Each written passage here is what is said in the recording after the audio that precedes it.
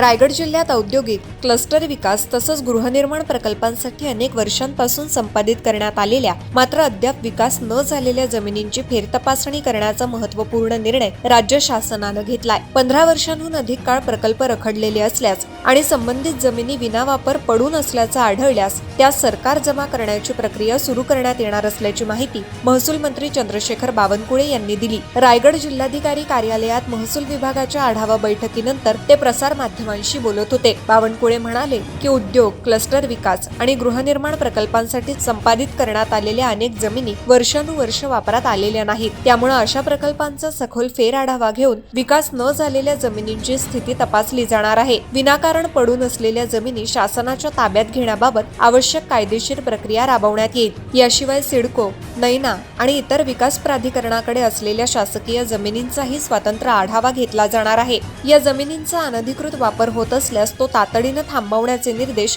जिल्हा प्रशासनाला देण्यात आलेत। या सर्व विषयांचा पुढील 3 महिन्यात पुन्हा एकदा सर्वांकष आढावा घेतला जाईल। शासकीय जमिनींचा नियोजित उद्देशासाठी प्रभावी वापर होईल आणि विकास प्रकल्पांना गती मिळेल यासाठी शासन कटिबद्ध असल्याचं महसूल मंत्री चंद्रशेखर बावनकुळे यांनी स्पष्ट केलंय।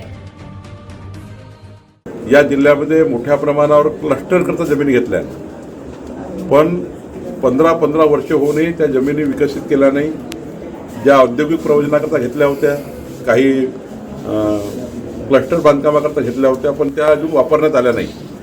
त्या जमिनी शासन जमा करण्याच्या सूचना मी दिलेल्या आहेत। एकंदरीत जे काही सिडको, नैना आणि 9 विकास प्राधिकरणं आहेत त्यांचाही शासकीय जमिनीचा आढावा घेण्याकरता मी जिल्हाधिकाऱ्यांना सूचित केलं आहे। तसंच 1 जानेवारी 2011 पूर्वी जी काही बांधकामे शासकीय जागावर अतिक्रमण झाले असतील, ज्यांना लोक राहायला आले असतील, त्या सर्वांचं सर्वेक्षण करून या सर्वांना त्यांच्या मालकी हक्काचे कागदपत्र तयार करणे, त्याचं स्वामित्व देणे याकरताही सर्वेक्षणाचा निर्णय आम्ही केला।